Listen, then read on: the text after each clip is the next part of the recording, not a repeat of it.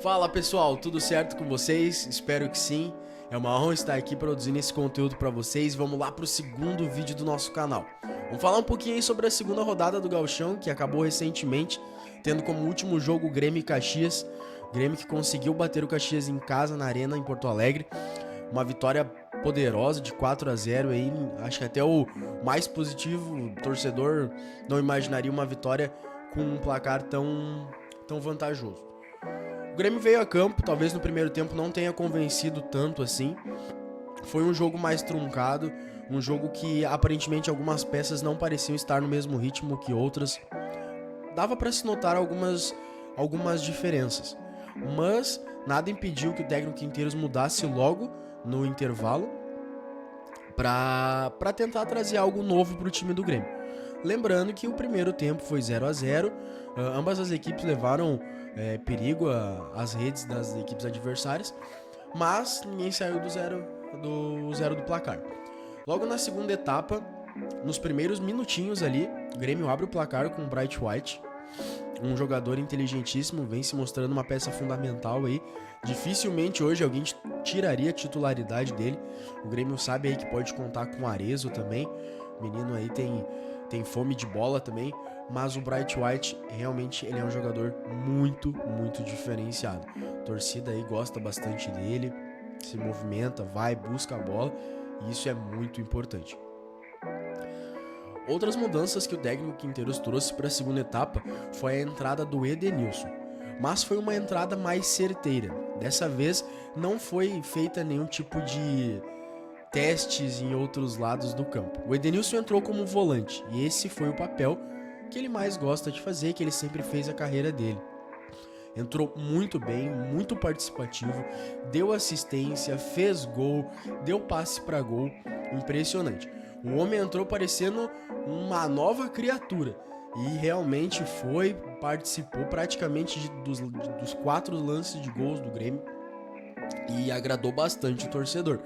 Muitos torcedores acreditavam que o Edenilson estava só passando um tempo aí, mas ao meu ver, sempre que ele entra ele mostra algum diferencial. E acredito eu que se o Quinteiros for inteligente, usar o jogador da maneira certa, ele ainda pode render muitos frutos para esse time do Grêmio. Outra entrada que chamou muita atenção do torcedor foi o André Henrique, que por muitos aí não se ouvia falar há um bom tempo. Mas o jogador voltou de lesão, ele ficou parado quase um ano se recuperando de uma lesão no joelho e entrou muito bem. Quinteiros promoveu o jogador na ponta esquerda, caindo ali pelo mesmo lado que o Mike, e realmente conseguiu dribles, conseguiu profundidade no campo. Muitas vezes ele recuava, trazia a bola para o meio, um jogador inteligentíssimo também junto com o Bright White. Muitas vezes, se precisasse jogar driblando e puxando para o fundo do campo também conseguia fazer bons cruzamentos. Então ele se demonstrou ali um atacante muito interessante caindo pela ponta esquerda do campo. Outro jogador que também entrou na segunda etapa, que mudou o jogo, Monsalve. Mas esse aí não é de surpresa de poucas pessoas, não. O jogador ele vem se demonstrando jogador com muita qualidade, com muita técnica. Ele marcou alguns gols, aproveitou suas oportunidades ano passado. Terminou o ano ali talvez não tão bem, mas isso aí às vezes vai da cabeça do jogador. Entrou, fez gol, participou muito bem, é um jogador que marca bastante também, povoa bem o campo do Grêmio. Após as modificações, o Grêmio consegue um resultado positivo, um 4-0 ali, bem interessante.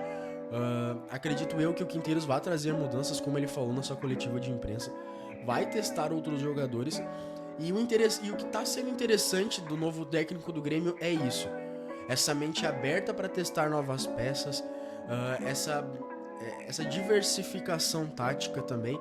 Isso tem agradado bastante o torcedor. Torcedor que por muito sofreu com alguns técnicos que mantinham umas posições presas, os jogadores presos a tais posições. Muitas vezes o jogador não atuava por ali, mas por opção técnica acabava tendo que desempenhar uma função que não era sua. Mas o torcedor a princípio está acreditando no trabalho do Quinteiros, mas é o início de temporada ainda, então tem muita coisa para acontecer. Então a gente ainda tem que ter paciência, esperar, vamos ver os próximos jogos. Lógico, o Grêmio tinha o fator casa ao seu lado também, que sempre que joga em casa é fortíssimo, dificilmente deixa resultado escapar. Mas a gente tem que ver como é que o clube vai desempenhar fora de casa ainda contra clubes do interior, até mesmo depois, futuramente, aí vendo um Grenal para as etapas finais do Gauchão. Mas isso tudo é mais pra frente também.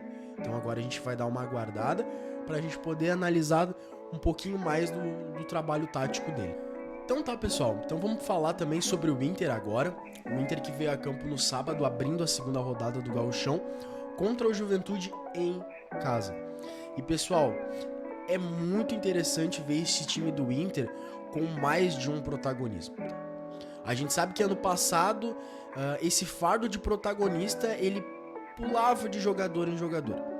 Dificilmente a gente via um coletivo vindo ser protagonista. No início do ano, claro, o Inter não desempenhava talvez um bom futebol para se contar com um protagonista, mas sempre tinha peças confiáveis. Agora já na reta final, o Inter contava com protagonistas como Alan Patrick, às vezes Wanderson, às vezes Wesley, mas dificilmente o coletivo trabalhava como um só. Mas agora, logo no início do ano, é muito interessante ver que hoje esse fardo não é carregado somente pelo Alan Patrick. Uma peça fundamental que vem se mostrando Borré. O atacante, o centroavante aí que foi contratado, chegou com altas expectativas e talvez no início não rendeu o que se esperava. A torcida pegou no pé. Mas um novo ciclo se iniciou esse ano. E provavelmente o jogador colocou para si que esse ano ele tinha que desempenhar um futebol melhor do que ele vinha apresentando. E foi o que ele fez. O jogador se mostrou participativo, correu, marcou, brigou, cavou o pênalti. Por muitos não foi pênalti, por outros foi pênalti sim. E ao meu ver foi um pênalti bem marcado. Porque jogador que trabalha nessa parte do campo tem que ser malandro. Às vezes um jogo é definido por isso. Se fosse para o time adversário também pediria um pênalti. O jogador também usaria da catimba. E às vezes é essa, não digo maldade, mas essa experiência que o jogador brasileiro tem que faz uma diferença. Lógico, às vezes os jogadores fazem uma cena e fica feio e acabam se aproveitando de uma oportunidade e não fica legal. Mas o jogador tem que ter essa catimba, tem que ser esperto, tem que ser ligeiro e o Borré fez disso. Atrasou a passada, levou um tranco nas costas, pênalti e é isso aí. Mas assim, não resumindo a participação na partida do Borré somente nesse lance, mas ele é um jogador que procurou o jogo. Então, muito do mérito da vitória do Inter vai para ele. Alan Patrick novamente se mostrando uma peça que é fundamental. E ele hoje é a cabeça pensante do Inter. É ele que vai dar assistência e o passe para gol. Então hoje o Inter conta com ele. O mesmo chegou até a receber uma proposta para sair do Inter agora no início do ano, mas o Inter prontamente recusou. E eu acho que é muito certo o Inter fazer isso. Porque hoje a filosofia do futebol, principalmente gaúcho, é contratar uma peça para ser titular, mas em seguida vender outra. Isso não funciona. Para mim não funciona. Não adianta o Inter ir lá trazer um jogador de alto nível para jogar de ponta, mas aí um dos seus principais meias vender. Ou hoje, por exemplo, o Inter sofre com algumas peças na zaga. Hoje o titular indiscutível é o Vitão. Então não adianta você trazer um zagueiro, reforçar o lado do Vitão e acabar vendendo o Vitão futuramente ali nos próximos meses. Lógico, é inevitável que jogadores assim, que se valorizam, que acabam valendo muito para o mercado europeu, dificilmente eles ficam. Até porque o clube precisa pagar suas contas também. Mas deve-se rever essa filosofia de jogo. Os clubes precisam valorizar, os clubes precisam ser bem montados. Ter peças que trabalhem no mesmo nível. Então o Inter fez isso, desembolsou milhões nas temporadas passadas, trazendo os reforços. Alguns reforços realmente não desempenharam bem. E hoje sim, talvez devessem sair. Mas é muito bom ver que alguns aproveitaram a oportunidade. O volante Fernando, O Wesley que veio foi uma aposta também, não vinha de uma temporada tão boa no Cruzeiro, mas a gente sabia das qualidades dele. Agora, Borré, todos sabem das qualidades dele, ninguém duvida disso. Borré praticamente deu uma Libertadores pro River Plate. Então, se ele realmente quiser, ele pode mudar totalmente a cara do ataque do Inter. E é o que eu acredito que ele vai fazer. Outro ponto importantíssimo nesse Inter é o lateral Bernabé. Que qualidade desse menino. Não é brincadeira.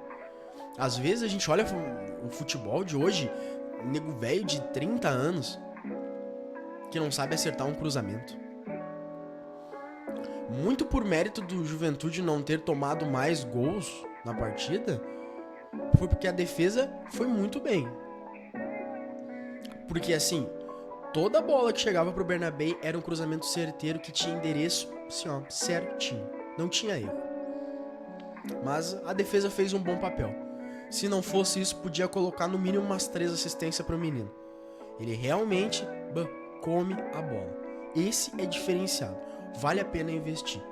Tá certo que os valores são altos, mas para quem investiu milhões em jogadores que se esperava muito, investir talvez no menino vale mais a pena. Hoje a gente sabe que pode se contar com investidores, pode contar com patrocinadores, mas o clube não sobrevive somente de dinheiro, mas de títulos. Porque o momento que o clube se distancia de conquistas, se distancia da torcida também. E é isso que o Inter não pode deixar acontecer. Bom, pessoal, essa foi uma breve análise que eu trouxe pra vocês, tá? Vou comentar mais algumas coisinhas, postar mais alguns reels no Instagram, então eu espero que todos vocês nos acompanhem lá também. Mas por enquanto vai ser isso, pessoal. Vou trazer também uma prévia da segunda rodada que vai se iniciar quarta-feira do Gauchão, então eu espero que todos vocês nos acompanhem. Desde já peço que sigam, curtam, compartilhem, comentam e ativem o sininho para não perder os vídeos. Certo, pessoal? Valeu, fechou, é nóis e até a próxima.